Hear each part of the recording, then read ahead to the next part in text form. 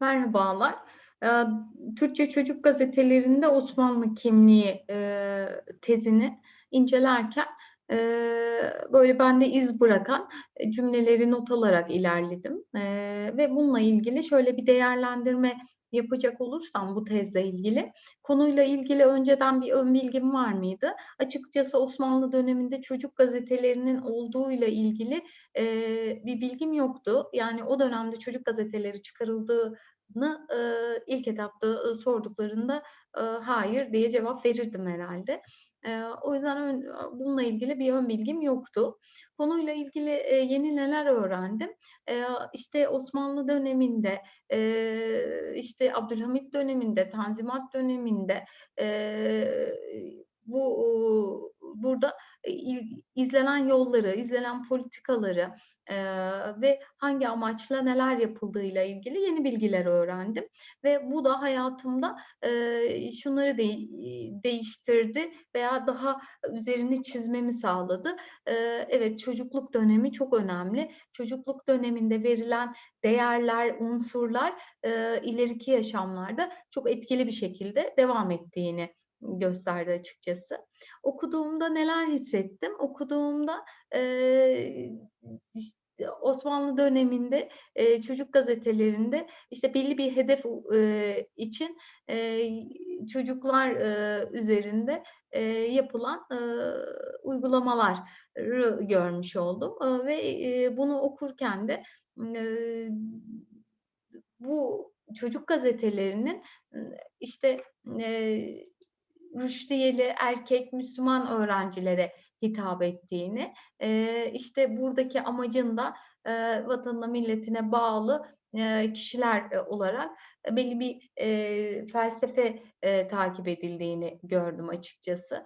Eee, Aynı dönemde bir gazete çıkarsaydık neler yapardım? Ben de açıkçası milli unsurlara, vatan sevgisine, ahlaka, ilime, değer, bunları vurgulayacak, ve çocukların ilgisini çekecek, konulara yer verirdim ve çocukların merak duygusunu, araştırma duygusunu ön plana çıkaracak konulara yer verirdim.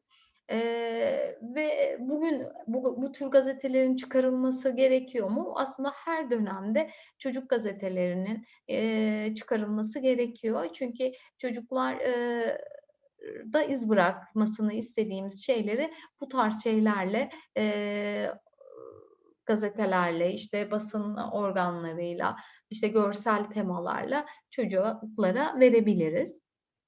Kimler üstlenmeli? Bunu yine ben, o zaman, Osmanlı döneminde olduğu gibi eğitimciler üstlenmeli ve, buna ek olarak çocuk psikolojisiyle ilgilenen, kişilerin bu konuda, aaa, izledikleri yolun çocukta etki bırakacağını, iz bırakacağını düşündüğüm için onların, üstlenmesi gerektiğini düşünüyorum açıkçası.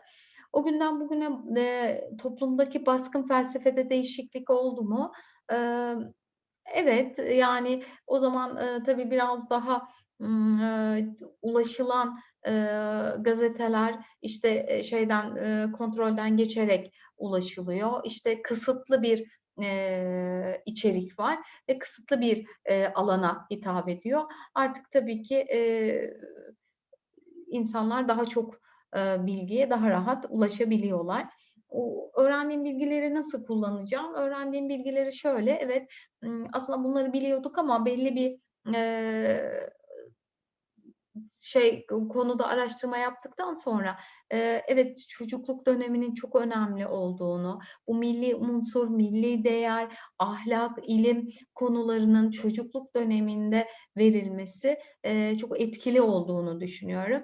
Amacım bir eğitimci olarak iyi insan yetiştirebilmek ve bu konuda da, nelerden, ne kadar çok, şeyden faydalanırsak, o kadar iyi diye düşünüyorum açıkçası. Eee, Mevlüt hocama da teşekkür ediyorum. Öncelikle bir ödev olarak algıladım. Nasıl okuyacağız, nasıl yapacağız dedim ama daha sonradan okuduktan sonra evet, iyi ki okumuşum dedim. Teşekkür ederim. İyi akşamlar.